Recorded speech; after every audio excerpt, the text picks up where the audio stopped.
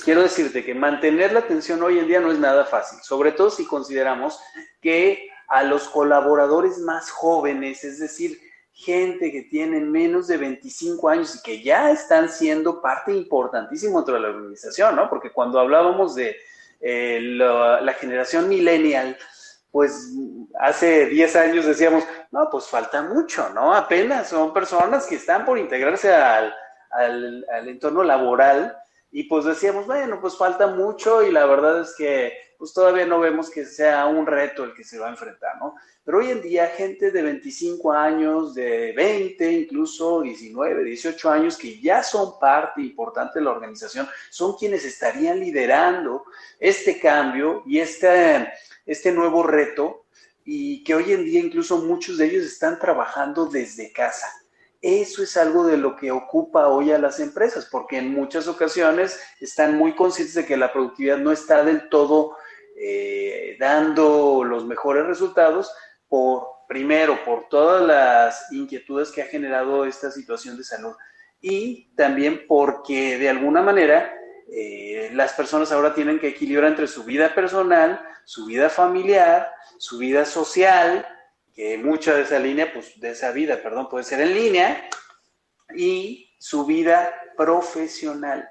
Y creemos que sin tener que hacer un gran esfuerzo, las personas pueden estar equilibrando sus vidas en ese orden de ideas. Por eso proponemos un tema como el que hoy, de hecho, de manera muy interesante, hemos recibido aportes de, entre otros grandes teóricos, de Daniel Goleman, que su libro más reciente, Focus, nos hace aportaciones sumamente valiosas en ese orden de ideas. Así es, y tocas un tema muy importante respecto a cómo vamos, qué sigue después de esta pequeña pausa que hicimos o que vamos a hacer o que estamos haciendo con respecto al COVID-19.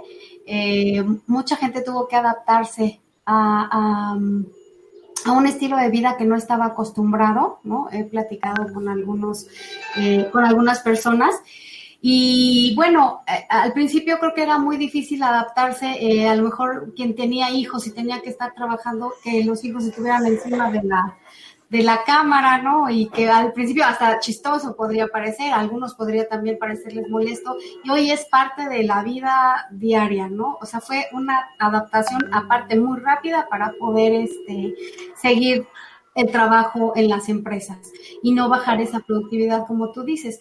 Pero, ¿qué sigue después? ¿Cuál es el plan que tú tienes elaborado? Si nos puedes compartir un poquito por dónde tenemos que empezar, porque realmente creo que es un tema muy delicado esto de regresar y enfocarnos tal vez en lo que nos quedamos cuando íbamos todavía a la oficina y bueno, pues lo que pudimos hacer en casa y ahora a regresar. ¿Qué sigue? ¿Qué nos puedes compartir?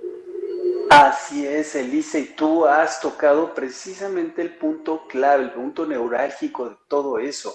Una de las inquietudes que más se tenían hasta hace poco tiempo es cómo íbamos a migrar o a enfocarnos en esa presencia tecnológica que nos permitiría, nos facilitaría la vida y que muchas empresas que llevan ya años en esto lo han estado enfocando. Pero se vino de manera tan rápida e inesperada este cambio que hoy en día necesitamos hacer algunos ajustes. ¿Cuáles son las inquietudes que tenemos? Precisamente lo que tú acabas de preguntarme tiene todo que ver con cómo vamos a lograr que se tenga éxito en esta nueva etapa.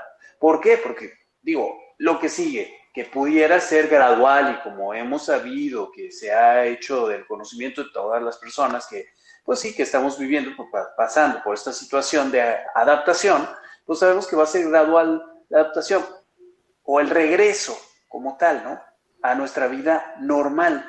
Sin embargo, va a haber muchas empresas que van a necesitar seguir en comunicación con sus colaboradores a través de estos medios digitales.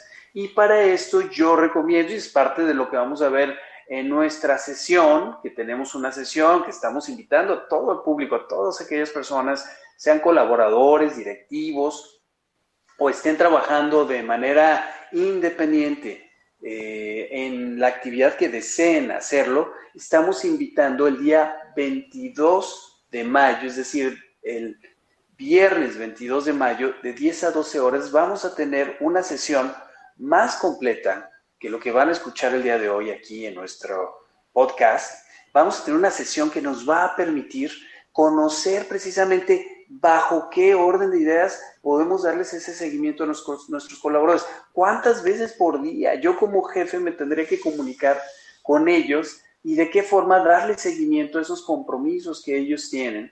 Porque aunque hay mucha gente que trabaja ya por proyectos y que puede ir viendo los avances, los tiempos límites, todos esos recursos que se tienen en línea con muchas de las tecnologías que hay mucha gente, entre ellos empresarios, gerentes, jefes como tal de área, o sí, como tal directivos, que aún no saben cómo van a estar dándole seguimiento a sus colaboradores. Claro, es por eso que necesitamos trabajar fuertemente en la atención enfocada. Yo te puedo decir, aunque no sepamos todavía con toda exactitud qué es lo que viene, lo que yo te puedo decir es que lo que están haciendo las grandes empresas que están enfocando su atención en este nuevo cambio para responder a esa inquietud que tú tienes de qué viene, te puedo decir que los líderes están muy conscientes de que van a tener que enfocar su atención en tres factores que son determinantes para generar resultados en la empresa.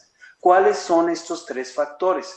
Primero, es el foco interno. Ese foco interno es en el que todo líder que tiene una intuición, que tiene valores y que tiene un proceso de autogestión, descubre cuáles son las decisiones que tiene que tomar, ¿no? De qué manera se está dando su proceso. Incluso el doctor Daniel Goleman, el creador del concepto de inteligencia emocional en la década de los 90, nos dice que este primer foco interno, tiene muchísimo que ver con la inteligencia emocional, porque si yo no me hago consciente de cuáles son mis emociones, difícilmente voy a poder comunicar o entender o poner atención a un foco externo, ¿verdad? Entonces mi foco interno es determinante para saber cómo voy a trabajar con los otros dos focos. El segundo foco del que estamos hablando, que también es muy importante tenerlo en consideración, es el foco externo, digámoslo así, es un foco situacional, un foco que tiene que ver con lo que está pasando a nuestro alrededor, es decir, el mundo que nos rodea. Y también es muy importante porque las decisiones que yo tomo, es decir, ese foco interno que me permite tomar decisiones, tiene que tener información de lo que está pasando en nuestro foco externo. Pero como tercer recurso y de manera importantísima también está el foco en los demás, en las relaciones, en la forma en que yo estoy comunicándome. Y no solo comunicándome, porque en el concepto tradicional de comunicación, la comunicación implicaba transmitir un mensaje según lo que pudiera ser la idea tradicional que tenemos de comunicarnos, pero no es solo así. Esa relación tiene que ser entendiendo qué es lo que está pasando con las personas que están a mi alrededor. Entonces ese foco relacional tiene muchísimo que ver con saber qué es lo que voy a retroalimentar, qué es lo que voy a conducir a mi equipo para que ellos se puedan sentir verdaderamente guiados por alguien que ya tuvo oportunidad de trabajar en los dos focos anteriores. ¿Me explico? El doctor Daniel Goleman nos dice que de manera muy interesante tendríamos que tomar en consideración estos tres focos, pero trabajar sin el enfoque o sin la atención en cualquiera de estos tres focos de atención implicaría, uno, en el foco interno, significaría no tener ninguna idea de a dónde voy a ir. Es decir, estar trabajando sin un timón, ¿sí? No poder dirigir o conducir mi propio barco. El foco externo implicaría estar perdido en el sentido de que no tenga yo una brújula como tal, ¿sí? Es como estar perdido, aunque tenga yo el timón, no pueda yo saber hacia dónde voy a ir, ni siquiera guiarme por instrumentos, ni siquiera por las estrellas, ¿me explico? Es decir, sin poner atención en mi foco externo.